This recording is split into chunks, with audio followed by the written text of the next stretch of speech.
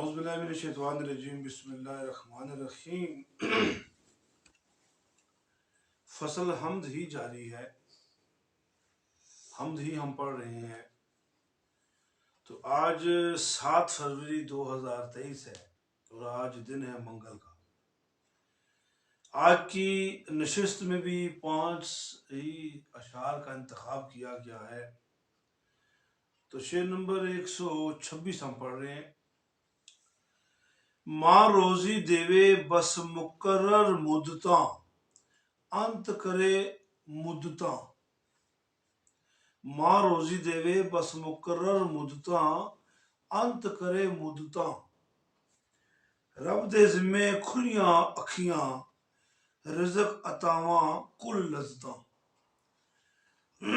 ماں روزی دے، ماں خوراک دے، بس مقرر مدتاں، بس ایک ٹائم پر، ایک مخصوص حد تک۔ رب انت کرے مدتاں، اور روک دے اس چیز کو، ختم کر دے مدتاں، ایک وقت تک۔ رب دے ذمے کھلیاں آنکھیاں، رب کے ذمے کھلی آنکھیں،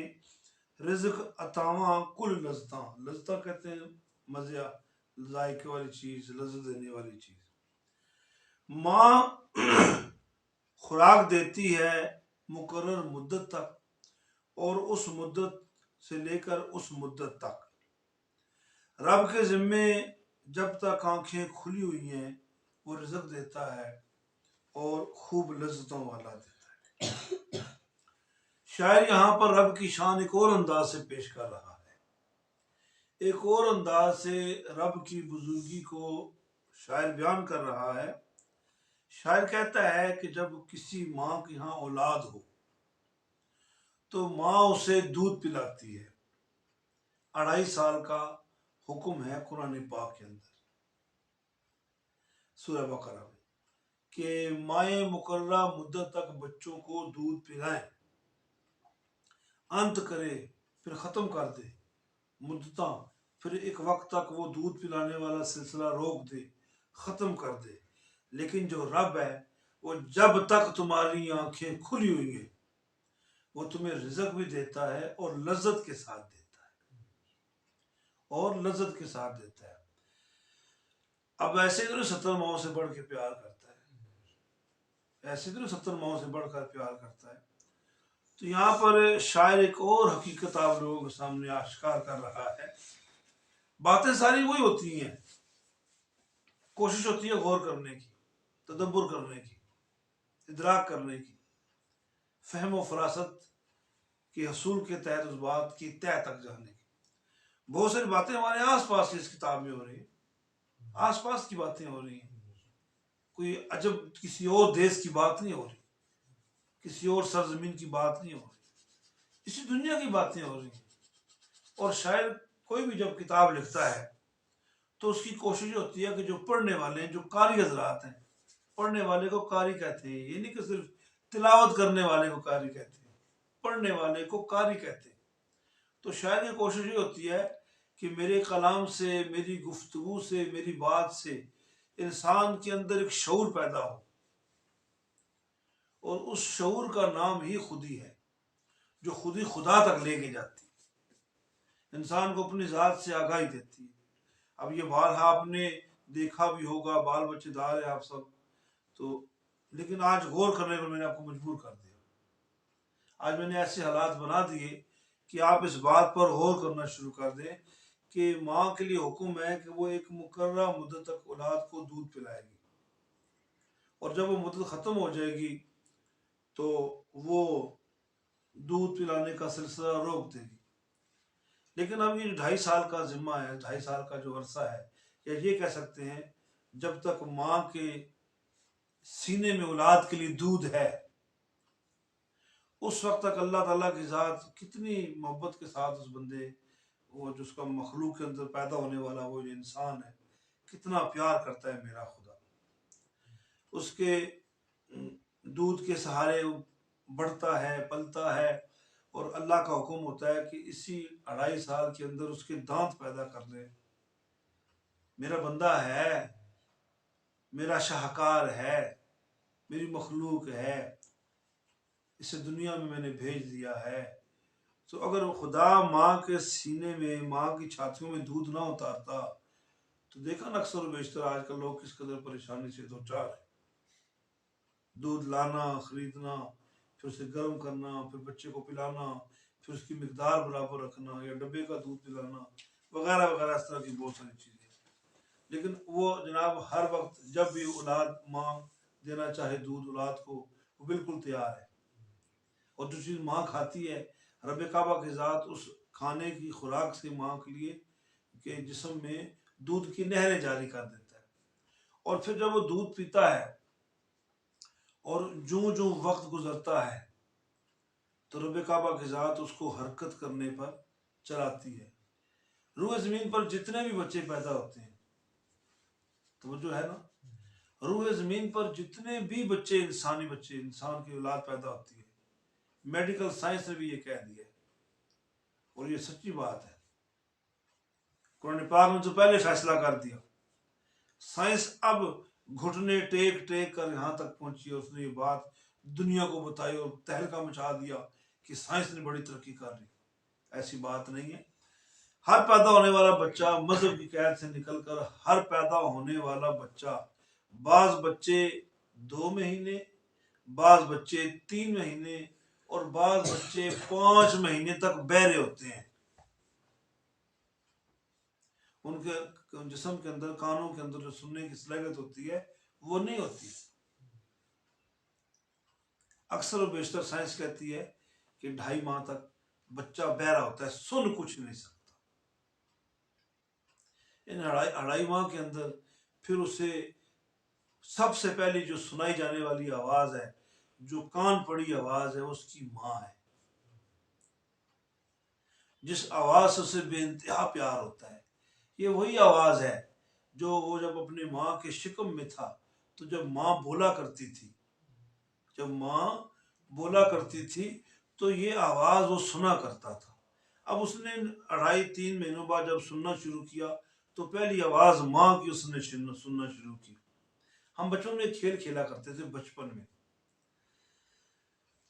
میں کیا کھیل کھیلا کرتے تھے پتہ نہیں آپ نے کھیلا نہیں کھیلا، ہمارا بچپن تو بڑا مزے کا تھا۔ ہم کیا کرتے تھے، ہم دوسرے اپنے جو ساتھی تھے، جب بہن بھائی ہوتا تھا، ہم اس کی پیٹھ پر کان لگایا کرتے تھے، اور جب وہ بولتا تھا نا تو اتنے زوردار آواز کانوں میں آتی تھی۔ یا ہم اس کی پیٹھ کے ساتھ کان لگاتے تھے، وہ کچھ سرگوشی کرتا تھا تو اس کی سرگوشی ہم اس کی پیٹھ پر کان لگا کر سن لیا کرتے تھے۔ اسی طرح میرے بچوں، وہ ماں کے پیٹ میں پلنے والی جو اولاد ہے، وہ سب سے پہلی آواز اپنی ماں کی سنتی ہے، جس سے وہ آشنا ہوتی ہے، پھر اپنے باپ کی آواز سے آشنا ہوتا ہے وہ اولاد، اور پھر گھر کے 4 لوگ، چند لوگ، نانی نانا، دادی دادا، یا آس پاس اس گھر میں رہنے والے لوگ، پھر ان کی آواز کی پہچان ملتی ہے۔ پھر وہ اپنے اداؤں سے پانی مانگتا ہے، روٹی مانگتا ہے، اور خوراک مانگتا ہے، اور کپڑے مانگتا ہے۔ پھر اس کے لیے اس کا جو ویڑا، اس کا آنگن ہوتا ہے نا، وہ بہت بڑی دنیا ہوتی ہے۔ اسے ٹینشن ہوتی ہے میں یہاں سے آگے پیچھے ہو گیا تو گم ہو جاؤں گا۔ پھر بڑی ہمت کے ساتھ اسے ماں باپ وہاں سے بازار یا کسی اور جگہ لے کر جاتے ہیں تو اس کے ذہن کو وسعت ملتی ہے کہ میرے گھر کے علاوہ بھی کوئی اور جگہ بھی ہے، کوئی اور دنیا کا حصہ بھی ہے میں جس میں رہ رہا ہوں، چل پھر رہا ہوں۔ پھر کرتے کرتے وہ اسکول جاتا ہے یا مدرسے جاتا ہے، پھر اس کا جو ذہن ہے وہ معصومیت سے بالیدگی کی طرف جاتا ہے، بلندی کی طرف جاتا ہے۔ پھر اس کی دنیا وسیع ہوتی جاتی ہے، پھر وہ بڑا ہو جاتا ہے، جوان ہو جاتا ہے، اور اس کی آواز میں گرج آ جاتی ہے۔ وہ تعلیم یافتہ ہو چکنے کے بعد یا نصیب بن چکنے کے بعد اچھا روزگار کماتا ہے، اور پھر وہ رب کی بارگاہ میں کچھ ہیں جو اس کا شکر ادا کرتے ہیں، اور کچھ ہیں جو گستاخ ہو جاتے ہیں، اس کی حکم عدولی کرتے ہیں۔ سوچو، بچپن میں اگر بولنے کی طاقت نہیں تھی، بھوک لگی ہوئی ہے، تو رب کعبہ کی ذات نے اسے طاقت صلاحیت دے دی، اور اپنی کچھ اداؤں سے اپنی ماں کو یہ بات بتاتا کہ مجھے بھوک لگ رہی ہے۔ رب نے اسے رونے کا فن دے دیا ہے۔ اب رب کہتا ہے تجھے یہاں رونے کا فن دیا تو تیری ماں نے تجھے خوراک دی، تو بندے میں تو 70 ماؤں سے بڑھ کر پیار کرنے والا ہوں، میری بارگاہ میں تجھے رونے سے کیوں شرم آتی ہے؟ تیری ماں تیرے باپ کو خوراک میں ہی تو دے رہا ہوں، تو مجھ سے جو مانگتا ہے تو ایسے کیوں نہیں مانگتا جیسے اپنی ماں سے رو کے مانگا کرتا تھا۔ انسان پھر اور طرف سے نکل جاتا ہے، اس کا ذہن اور طرف نکل جاتا ہے، اور جب تک وہ انسان زندہ ہے رب اسے رزق دیتا رہتا ہے، جب تک اس کی آنکھیں کھلی ہوئی ہیں اور رزق دیتا رہتا ہے، اور لذیذ مزیدار رزق دیتا ہے۔ زبان کے اندر ٹیسٹ برڈز رکھے ہوئے ہیں، کوئی بھی اپنے من پسند چیز کھائیں تو اس کا ذائقہ زبان کو محسوس ہوتا ہے۔ یہ زبان کا کچھ تھوڑا سا حصہ ہے، نوک میں بھی اتنا سا ہے، زبان کی جو ٹاپ ہے اس کا بھی اتنا سا حصہ ہے، دائیں طرف بھی اتنا سا حصہ ہے، بائیں طرف بھی اتنا سا حصہ ہے، اور بالکل درمیان میں بھی اتنا سا حصہ ہے۔ یہ وہ جگہ ہیں، یہ وہ ٹیسٹ برڈز ہیں جو آپ کو ذائقہ محسوس کرواتے ہیں۔ کتنا کرم ہے میرے رب کا،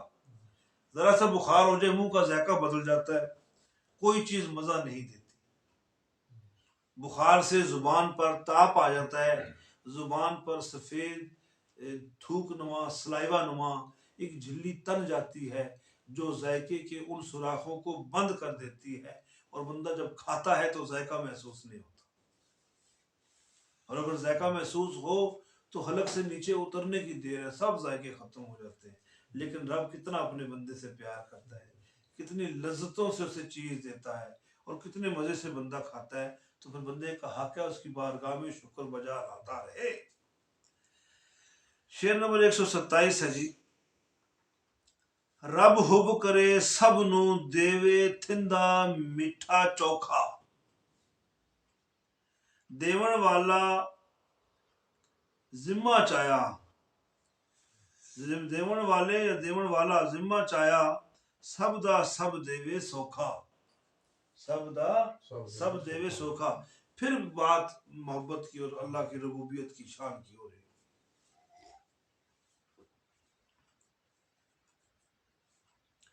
حب کہتے ہیں محبت کو، پیار کو، دیوے عطا کرے تھندا چکنا، میٹھا میٹھا، چوکھا زیادہ، دیون والا ذمہ چایا، ذمہ داری سے نکلا ہے، دینے والے رب نے یہ ذمہ داری لیے رکھی ہے، سب دا سب دیوے، سب کا سب بندے کو دے سوکھا، آرام سے۔ رب پیار کرتا ہے بہت زیادہ، اور سب کو چکنا میٹھا اور زیادہ عطا کرتا ہے، دینے والے نے ذمہ داری اٹھائی ہوئی ہے، وہ سب کا سب سارے کا سارا بڑے آرام سے دیتا ہے۔ اب یہاں پر وہ تو ماں کی شان تھی کہ ماں نے وہ دودھ پلایا، پھر اگلا شعر آ گیا کہ رب تو بہت پیار کرتا ہے، بہت محبت کرتا ہے سب کے ساتھ، اسے چکنا بھی دیتا ہے میٹھا بھی دیتا ہے۔ اب یہ جو اسے چکنائی والی چیزیں دیتا ہے، خوراک دیتا ہے، اس سے جسم کے اندر لچک پیدا ہوتی ہے، جسم کو اندر سے چکناہٹ کی ضرورت ہوتی ہے، جس سے ہڈیوں میں پھسلن، پٹھوں میں پھسلن، اور جسم کا تمام تر نظام انہضام سٹامک سسٹم اس چکناہٹ سے نرم و ملائم ہو جاتا ہے، اور زیادہ دیتا ہے میرا رب، رب زیادہ دیتا ہے، بہت زیادہ عطا کرتا ہے، تو دینے کی ذمہ داری جو اس نے لے رکھی ہے، اور سب کو بڑے آرام سے سوکھا دے دیتا ہے، سب کو بڑے آرام سے سوکھا آسانی سے دے دیتا ہے۔ یہاں پر شاعر ایک اور حقیقت سے آپ کو آشکار کر رہا ہے کہ رب تو بندے کو ہر طرح کا رزق دیتا ہے، جس میں چکناہٹ بھی ہے، مٹھاس بھی ہے، پروٹین بھی ہے، کاربوہائیڈریٹس بھی ہے، اور نشاستہ بھی ہے، اور اس طرح جسم کو جن جن چیزوں کی ضرورت ہے وہ ہے، اللہ تعالیٰ کی ذات وہ دیتی ہے، عطا کرتی ہے، اور زیادہ دیتی ہے، زیادہ دیتی ہے۔ آپ جس مرضی حال میں ہوں، آپ اس کے تابع دار ہیں، تب بھی وہ آپ کو دے گا، اگر آپ خدا نہ خواستہ اس کے نافرمان ہے پھر بھی آپ کو دے گا۔ اس نے اپنے رزق میں کسی قسم کی تخفیف نہیں رکھی، اس نے اپنے رزق میں کسی چیز کی کمی نہیں رکھی۔ اب میں اور خالد صاحب کلاس میں سب سے زیادہ عمر کے لوگ ہیں، اور جو باقی ساتھی بیٹھے ہوئے اسے سنتے ہیں، کافی عمر کے لوگ ہیں ہم۔ خالد صاحب اپنی جگہ سوچیں، میں اپنی جگہ سوچوں، اتنے بڑے ہو گئے, اتنے بوڑھے ہو گئے, اور اب تو دانت بھی گرنا شروع ہو گئے. تو نعمتیں کھا کھا کے گرے ہیں نا. کبھی غربت نہیں دیکھی, کبھی غریبی نہیں دیکھی, کھانا کھایا, خوراک کھائی, دنیا کی ہر چیز کھائی, اور پھر ہم اس عمر میں پہنچ کر بھی اس کے حکم کو نہ مانے تو پھر ہم جیسے بوڑھوں کا انجام کیا ہوگا. اور آپ نوجوان ہیں, کم از کم اتنا رزق تو خالد بھائی ان بچوں نے نہیں کھایا جتنا ہم کھا چکے ہیں. اتنی سانسیں انہوں نے نہیں لی جتنی سانسیں ہم لے چکے ہیں. تو یہاں پر رب کی بزرگی کو اگر دیکھا جائے تو رب ہر طرح کا رزق بندے کو دیتا ہے, ہر طرح کی خوراک دیتا ہے, اور بندہ اس سے بڑا اچھا اپنے آپ کو محسوس کرتا ہے, صحت مند اور تر و تازہ اور توانا ہو جاتا ہے. پھر آج کی طب کہتی ہے, آج کی میڈیکل کہتی ہے خربوزہ زیادہ کھایا کرو, موسم کے حساب سے پھل دیے, خربوزہ زیادہ کھایا کرو, یہ تمہارے جسم کے اندر چکناہٹ اور نرماہٹ میں اضافہ کرے گا, جس سے تمہارے جسم کا نظام اچھا ہوگا. اور بہت ساری چیزیں ایسی ہیں جو چکنائی سے بنی ہوئی ہیں. اگر تمہارے جسم میں چکنائی نہ ہو تو یہ جو تم خوراک کھاتے ہو یہ فضلہ بن کر خارج نہیں ہو سکتی, یہ تمہارے جسموں سے نکل نہیں سکتی. تو اللہ تعالیٰ کی ذات نے تمہارے ایک ایک چیز کا احساس رکھا ہے,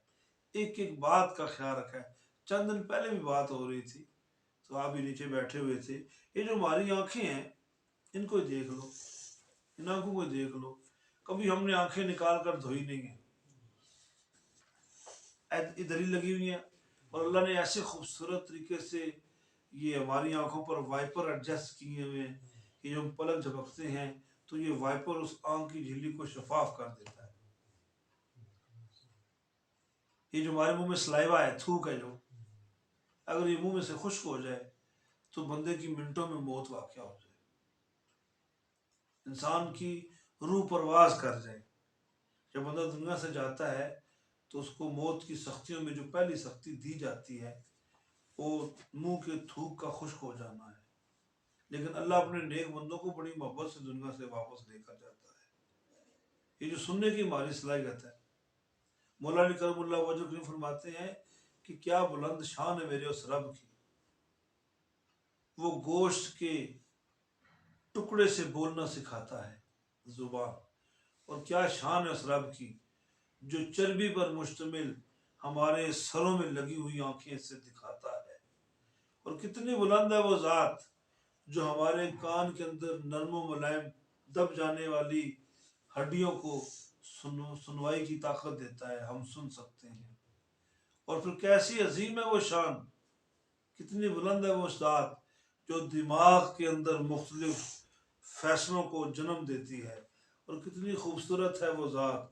جو ہڈیوں کو بڑھاتی ہے. اور انسان بڑا ہوتا رہتا ہے نہ ہڈی, اب ایک دم سے کسی کی ہڈی کھینچو درد ہوتی ہے, لیکن یہ ہڈیاں کھینچ کے میرا رب بڑی کرتا ہے, پسلیوں کو بڑا کرتا ہے, پیٹ کا سسٹم بڑا کرتا ہے, خوراک زیادہ پیٹ میں آئے. عمر کے لحاظ سے آپ موٹر سائیکل لے لیں, موٹر سائیکل کی ٹینکی اپنی ہوگی, گاڑی کی ٹینکی اپنی ہوگی, ٹرک کی ٹینکی اپنی ہوگی. اس پر غور کیوں نہیں کرتے میرے بچے؟ یہ اللہ تعالیٰ کی ذات نے نظام بنایا ہے. اب کسی 22 ویلر ٹرک کو موٹر سائیکل کی ٹینکی تو نہیں لگ سکتی, کیا پتر نہیں لگ سکتی. اور ایک موٹر سائیکل کو آپ جناب علی 22 ویلر کی وہ ٹینک نہیں لگا سکتے. جتنی خوراک شاہ زین صاحب کھاتے ہیں اتنی خوراک میں اور خالد صاحب تو نہیں کھا سکتے, وہ تو چھوٹے ہیں, تو جو ہم کھاتے ہیں وہ نہیں کھا سکتے. یہ اس چیز پر غور کریں, آپ نظام دیکھیں میرے خدا کا کہ اللہ تعالیٰ کی ذات نے کتنا خوبصورت نظام بنایا ہے. اور سب سے بڑی بات ہے کہ اس سے خوراک لینے میں, اس سے کھانا لینے میں مشکل مشقت نہیں ہے, وہ بڑے آرام سے دے دیتا ہے, وہ بڑے آرام سے دے دیتا ہے. وہ اسے بھی دیتا ہے جو اس کا تابعدار ہے, وہ اس کو بھی دیتا ہے جو اس کو نہیں مانتا. رب کہتا ہے میں اس کو بھی دیتا ہوں جو میری نہیں مانتا. اب میں مالک جو اس کا ہوں, میں ہی تو اس کا پالنے والا ہوں. کتنا صبر ہے میرے خدا میں کہ اس کے حکم بھی نہیں مانتا بندہ, پھر بھی اسے رزق دے رہا ہے, پھر بھی اسے رزق دے رہا ہے اور عطا کر رہا ہے. آگے جناب شعر نمبر ہے 128.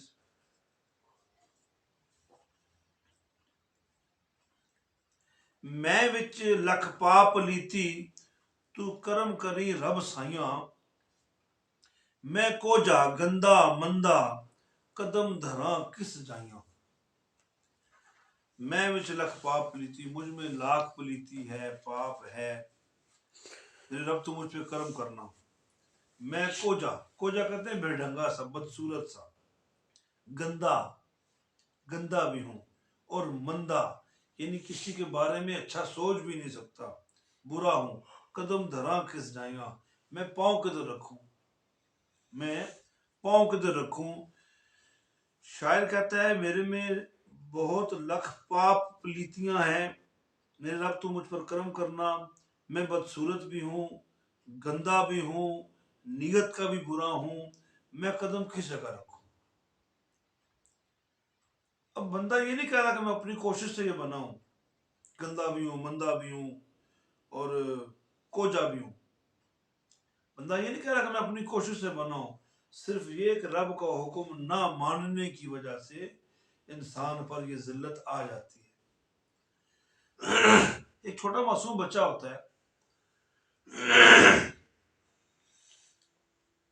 نرم و ملائم اس کے گال ہوتے ہیں اس سے پیار کرنے کو دل چاہتا ہے اسے سارے لاڈ کرتے ہیں سارے محبت کرتے ہیں کیوں وہ معصوم ہے اس کی معصومیت میں جو سب سے بڑی چیز ہے وہ اس کے اندر بے گناہی کی کیفیت کا ہونا ہے اور جب بندہ گناہ گار ہو جائے تو وہی بچہ جو کل خوبصورت تھا جسے سارے لاڈ پیار کرتے تھے اب گناہوں میں رب کا حکم نہ ماننے کی وجہ سے اس پر وہ گناہوں کی وہ گندگی اور کالک چڑھ جاتی ہے اس کی باتیں کالی ہیں اس کے کام کالے ہیں تو وہ کیسے گورا ہو سکتا ہے اس کی نیت خراب ہے اور اس میں چیز اور دیکھنے میں ملتی ہے جو اللہ کے ولی ہیں اب بچپن کے اس بچے کو دیکھ لو اور کسی اللہ کے ولی کو دیکھ لو اللہ کے ولی کے اندر خوبصورتی ہوتی ہے جاذبیت ہوتی ہے پاکیزہ پن ہوتا ہے ان کی ذات میں کشش ہوتی ہے بندے کو اپنی طرف کھینچ لیتے ہیں جیسے چھوٹے بچے دوسروں کی محبت کو اور توجہ کو اپنی طرف کھینچ لیتے ہیں میرے ساتھ تو بہت مرتبہ ہوا ہے خالصہ پتہ نہیں آپ احباب کو مجھے پتہ نہیں ہے کہ کسی نے جان پہچان نہیں ہے کسی بھائی کے پاس کسی بہن کے پاس کوئی بچہ اٹھایا ہوا ہے بہت خوبصورت ہے اور کشش دے رہا ہے کھینچ رہا ہے تو آپ اسے لاڈ پیار کرو گے بھلے جان پہچان نہیں ہے تو اس کے ماں باپ بھی فخر محسوس کریں گے ہمارے بچے سے یہ جناب پیار کر رہے ہیں اب جس عمر سے میں اور خالد صاحب گزرے ہیں اب ہم سے کون پیار کرے یہ تو میری لڑائی ہے یا حاجی جانو صاحب ہیں نثار صاحب ہیں تو ان سے کوئی پیار کرے تو پھر بڑی عجیب سی بات معیوب لگتی ہے تو اللہ والوں سے بھی لوگ اسی طرح پیار کرتے ہیں ان کے نور کی وجہ سے ان کی محبت کی وجہ سے ان کے اخلاص کی وجہ سے تو بات سمجھانا یہ چاہتا ہوں کہ جب بندہ نیکوکار ہوتا ہے تو اس کے چہرے پر نور ہوتا ہے اور جب بندہ برا ہو جاتا ہے تو اس کی عادات میں حرکات و سکنات میں برائی آ جاتی ہے اللہ کا محبوب بندہ ہوگا اس کی ذات میں کشش ہوگی اور جو اللہ کا دھتکارا وہ بندہ ہوگا بندہ کہ اللہ کا اس سے اللہ پناہ ہی دے یہ ہمارے منہ ہی نہ لگے اللہ بچائے اس بدبخت سے تو یہاں پر شاعر کہتا ہے کہ شاعر خود کو مخاطب کرتا ہے میرے رب میں تو دنیا کی محبت میں اس قدر کالا ہو گیا اس قدر بدنما ہو گیا بدبودار ہو گیا تو میرے مالک تو مجھ پر کرم کر میں بہت گندا ہوں میری نیت بھی خراب ہے میں بہت بدصورت ہو گیا ہوں تو میں سوچ رہا ہوں مولا تو رحم کرنے والا ہے تو کرم کرنے والا ہے تو مولا میں اپنا پاؤں اپنا قدم کدھر رکھوں میں کدھر جاؤں تو پھر یہ بات وہ کیوں کہہ رہا ہے یہ بات وہ اس لیے کہہ رہا ہے وہ اپنی غلطیوں پر نادم ہے اپنی کوتاہیوں پر نادم ہے اپنی لغزشوں پر نادم ہے اسے پتہ جب میں یہ بات اللہ کی بارگاہ میں بولوں گا اللہ کی بارگاہ میں بولوں گا اللہ کو مجھ پر پیار آئے گا اللہ کو مجھ پر محبت آئے گی کوئی چھوٹا بچہ ماں کے سامنے اپنے آپ کو برا کہنا شروع کر دے ماں کتنی ناراض کیوں نہ ہو اسے سینے سے لگا لیتے تو میرا بچہ ہے وہ تو میرا بیٹا ہے وہ تو میری بیٹی ہے کیوں خود کو برا کہہ رہی ہے وہ اس کی ہاتھ چومتی ہے پیار کرتی ہے لاڈ کرتی ہے تو وہ جو بچہ غصہ کر رہا تھا اپنے اوپر ماں کہتی پتر کوئی بات نہیں خیر ہے ماں اسے پیار کرتی ہے اسے لاڈ کرتی ہے تو وہ تو ایک ماں ہے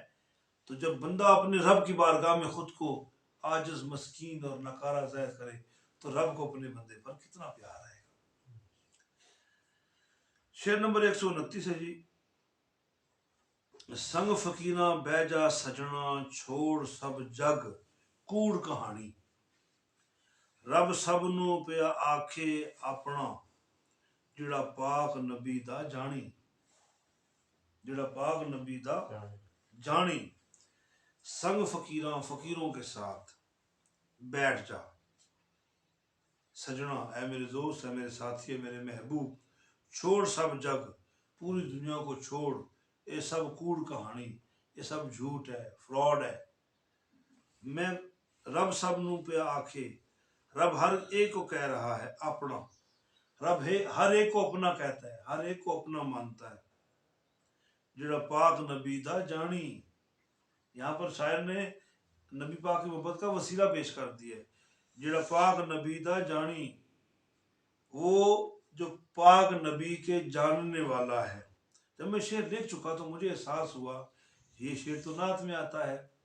लेकिन मेरे दोस्त ने, मेरे फाजल दोस्त ने बड़ी मुशक्क़त से और बड़ी मेहनत शाका से शेर को तलाश किया, और मैंने फिर इंतहाई गौर और फहम फरासत और तदब्बर से इस शेर को जब लिखा तो मुझे क्यास गुजरा कि ये शेर तो नात में होना चाहिए था। खैर मेरे दोस्त की मुशक्क़त बहुत ज़्यादा थी, तो मैंने उस बात को अपना सर का ताज समझा और मैंने फिर इस बात को यहीं बयान करने को मुनासिब समझा।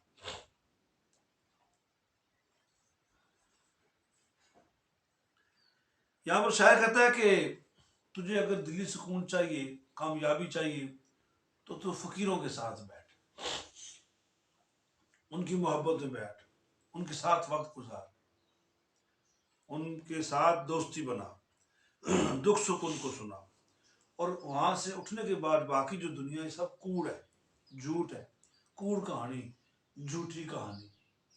अब झूठी कहानी है, पूरी दुनिया झूठ है, फ्रॉड है। अल्लाह के महबूब सल्लल्लाहु अलैहि वसल्लम ने फरमा दिया कि ये जो दुनिया है ये बुराइयों का घर है, ये दुनिया बदबख्तियों की जगह है। लेकिन साथ ये भी कह दिया कि बंदे तुझे दुनिया में जब भेजा गया है तो ऐसे अपने लिए हालात पैदा कर, अपने ऐसे लिए अपने लिए मौके पैदा कर कि तुझे उसका कुर्ब नसीब हो, तुझे उसकी रहमत नसीब हो, तो उसका करम मांग। रब हर एक से कह रहा है, खुदा हर एक से कह रहा है कि तू मेरा है, लेकिन पाक नबी दा जानी, लेकिन तू मेरा अपना तब है जब तू मेरे महबूब से प्यार करेगा। कुल इन कुंतुम तुहिब्बूनल्लाह फत्तबिऊनी युहब्बुकुमुल्लाह, कि जब तू चाहता है कि तुझे तेरे रब को कुर्ब नसीब हो जाए तो तू ये कर, तू मेरे महबूब सल्लल्लाहु अलैहि वसल्लम की ज़ात का वसीला लेके आ, मोहब्बत का वो सिलसिला लेकर आ, तुझ पर बेइंतहा करम होगा। सब रब हर एक से कह रहा है कि तुम सारे मेरे अपने हो। और अब ये बात जरा नुक्ते वाली है, जरा सुनने वाली बात है। अल्लाह ताला की ज़ात हर एक को अपना कह रहा है, तवज्जो है ना। अल्लाह ताला की ज़ात हर एक को अपना कह रहा है, तवज्जो है ना। अल्लाह की ज़ात हर एक को अपना कह रहा है, तवज्जो है ना। अल्लाह ताला की ज़ात रूए ज़मीन के हर इंसान को अपना कह रहा है। अब इस चीज़ की गवाही भी तो ज़रूरी है ना। कुरान पाक पढ़ लो ना, सब लोगों के लिए या अय्युहन नास आज भी कुरान पाक में लिखा हुआ है, या अय्युहन नास आज भी लिखा हुआ है, और या अय्युहल्लज़ीना आमनू वो भी लिखा हुआ है। तो यहाँ पता चलता है कि जो लोग हैं पूरी कायनात के अंदर, रब उन्हें भी दावत दे रहा है कि तुम आ जाओ रब की तरफ, तुम सबको पैदा करने वाला मैं हूँ, तुम सबको रिज़्क़ देने वाला मैं हूँ, तुम आ जाओ मेरी तरफ बंदो, या अय्युहन नास, ऐ लोगो आ जाओ। लेकिन जब होगा ना या अय्युहल्लज़ीना आमनू, ऐ लोगो जो ईमान लाए हो, फिर वो दूसरी कैटेगरी है जो मोमिनीन की है, मुसलमानों की है। तो यहाँ रब कहता है पूरी कायनात मेरी है, लेकिन फिर क्या होगा, जो पाक नबी दा जानी, लेकिन जो पाक नबी की मोहब्बत लेकर आएगा, वो वसीला लेकर आएगा, तो मैं उसको अपना बना लूँगा। और जब या अय्युहल्लज़ीना कहा गया तो फिर तो बात भी यही है मोहब्बत रसूल की, और वो या अय्युहन नास भी कहा गया है, تو پھر بھی تمام روئے زمین کے لوگوں کو دعوت دی جا رہی ہے کہ تم بھی نبی کی محبت لے کر آؤ، دار اسلام میں داخل ہو جاؤ۔ اب ہم نے جب کل قرآن پاک کا درس پڑھا، سورہ المائدہ پڑھ رہے ہیں، تو اس میں ہم نے یہ پڑھا ہے نا کہ جو نصاری ہیں اور صابی ہیں اور مجوسی ہیں، وہ آخرت کے دن پر اور اللہ پر ایمان لے ہیں تو اللہ ان کو بخش دے گا۔ تو اللہ تعالیٰ کی ذات تو بہانے تلاش کر رہی ہے لوگوں کو بخشنے کی۔ یہاں پر اس نے کہہ دیا یہ اللہ زینہ امن، یہ وہ لوگ ہیں، یہ وہ کیٹیگری ہے جو محبت کا پرچار کرتے ہیں، اور یہی الناس کہتے ہیں تو باقی لوگ ہیں، سب کو اللہ تعالیٰ کی ذات دعوت دے گی۔ قرآن پاک سدا بہار کتاب ہے، یہ نہیں کہ 2013 پر یہ محیط تھی۔ 2013 جب گزرا تو 2013 کا بھی اس کے اندر واقعہ تھا، 2023 کا بھی ذکر ہے، اور 15 اس میں 4023 کا بھی واقعہ اس میں ملے گا۔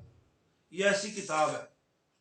سدا بہار کتاب ہے۔ تو یہاں شاعر کہتا ہے کہ رب تو کہتا ہے کہ تم فقیروں سے دوستی کر لو، یہ ایسی سرزمین ہے، ایسی جگہ ہے جہاں پر غم نہیں آتے، سکون ہی سکون ہوتا ہے، اور انسان کے اندر تدبر پیدا ہوتا ہے، شعور پیدا ہوتا ہے، اور باقی دنیا کوڑ کہانی ہے۔ آج کی کلاس کا آخری شعر 130، ختم میں ہوواں وچ پاک توحیدی، رب ایسا کرم کماوی، میں برے نو تو توڑ دا رستہ، بخشش توڑ نبھاوی۔ لو جی، یہاں شاید جو ہے نا رب کی رحمت کو پکار رہا ہے، ختم میں ہوا جب میری موت واقع ہو، وچ پاک توحیدی، تو میں توحید پر مروں، میں توحیدی ہو کر مروں، رب ایسا کرم کماوی، میرے رب تو مجھ پر ایسا کرم کرنا، میں برے نو تو توڑ دا رستہ، میں برے مجھ برے کو مولا تو توڑ کر رستہ دینا، بخشش توڑ نبھانی، اور جو تو نے بخشش کا مجھ سے وعدہ کیا وہ نبھانا۔ یہاں پر شاعر رب کعبہ کی بارگاہ میں رب کعبہ کی عظمت بھی بیان کر رہا ہے، اور رب کعبہ کے اس وعدے کو بھی یاد کروا رہا ہے کہ جو رب کعبہ کی ذات نے کیا تھا ہر اس انسان کے ساتھ جو محمد پاک صلی اللہ علیہ وسلم کی امت میں سے ہے، اور اس نے کلمہ لا الہ الا اللہ محمد رسول اللہ پڑھا۔ تو یہاں پر بندہ عاجز ہے نا، جب اسے اپنی کوئی نیکی نہیں ملی تو اس نے اللہ کی بارگاہ میں یہی کہہ دیا، مولا تو میری لاج نبھانا، مجھے توڑ لگانا کہ جب میں دنیا سے جانے کا وقت آئے میرا تو میں توحیدی ہو کر مروں، یعنی میں مسلمان مروں، توحید پر کمر بند مسلمان ہی دنیا سے جانے والا مسلمان ہی بنوں،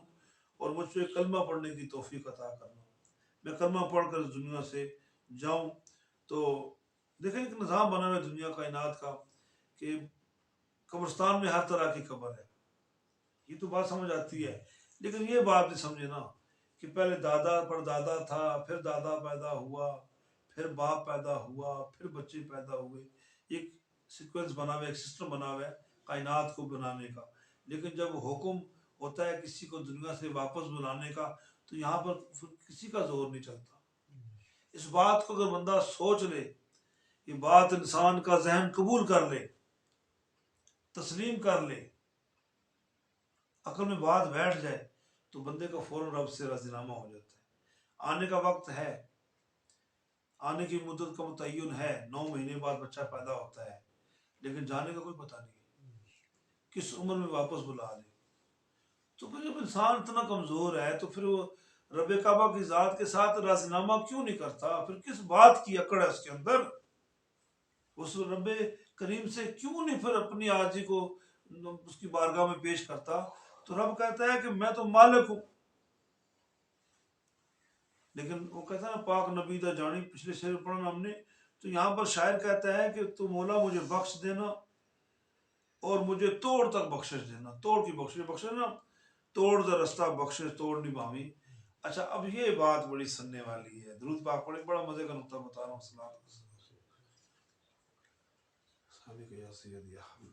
رب کرم کرنے والا ہے نا، جب تک انسان کی آنکھیں کھلی ہیں انسان اس کے کرم کا متلاشی ہے۔ یہ زندہ لوگوں کے اندر بات ہو رہی جی رب مجھے کرم عطا کر دے،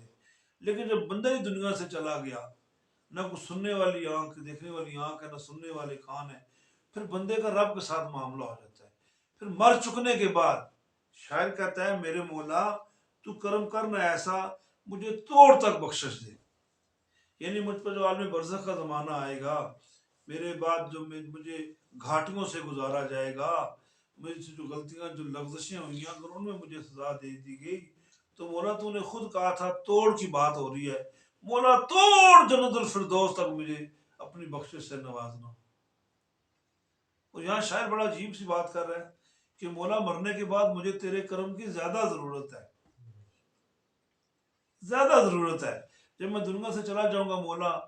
یہاں تو دو اوروں سے دعا کروا لیتا ہوں، مرنے کے بعد دعاؤں کا راستہ بند، سلسلہ بند، لیکن مولا تو میرے ساتھ توڑ کی بخشش رکھی، مجھے توڑ تک بخشش پہنچائی، مجھے تمام مراحل سے گزاری، تمام آنے والی جو منازل ہیں ان سے اچھے طریقے سے گزاری، مولا مجھے پرسرات سے بھی توڑ نکالنا۔ کتنا کتنی دور کی بات شاعر کہہ رہا ہے کہ مولا جب سوال جواب کیے جائیں میرا مولا مجھے وہاں بھی توڑ بخشش عطا کرنا، جب مجھے وہاں پر آپ تیرے روبرو جب پیش کیا جائے تو تیرے سوالوں کے جواب دے سکوں، توڑ بخشش نبھانا۔ اور جب مختلف معاملات سے گزر کے جہاں پر 1000 سال کا ایک دن ہوگا قیامت کا، مولا وہاں بھی میں تیری بخشش ابھی دنیا میں ہی مانگ رہا ہوں کہ جب تیری بارگاہ میں وہاں پہنچ جاؤں گا،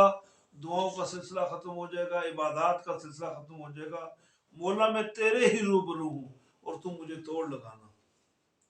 مجھے توڑ کی برکت دینا، مجھے توڑ کی بخشش دینا، اور مولا تجھ سے بڑھ کر نبھانے والا ہے جو۔ تو یہ تھا آج کا ہمارا درس۔ مجھے بہت خوشی ہوتی ہے آپ سارے بڑی توجہ کے ساتھ بیٹھتے ہیں اور بڑی محبت کے ساتھ درس کو سماعت کرتے ہیں۔ قرآن پاک کے اندر بھی آپ بیٹھتے ہیں محبت کے ساتھ، لیکن قرآن پاک کی کلاس کا ایک اور انداز ہوتا ہے، اس کلاس کا ایک اور انداز ہے۔ آپ سب جتنے بھی ساتھی موجود ہیں یہاں پر، سب محبت اور عقیدت کے ساتھ بیٹھتے ہیں، تو اسی طرح اللہ تعالیٰ آپ کو یہ محبت عقیدت عطا کرے، اللہ آپ کو ایسی محبت دے دے کہ آپ کبھی بھی تھکے نہیں، ٹھیک ہے نا؟ پھر قرآن پاک پڑھا جائے یا یہ کتابیں پڑھی جائیں، معرفت کی باتیں کی جائیں، ان چیزوں کا تعلق اندر کے انسان سے ہے، تو اللہ اندر کے انسان کو ہم سے راضی رکھے اور ہم تیری بارگاہ میں مالک پیش ہوتے رہے۔ اللہ تعالیٰ ہم سب کا آمین حاصل ہو۔ وما توفیق اللہ باللہ، واخر دعوانا الحمدللہ۔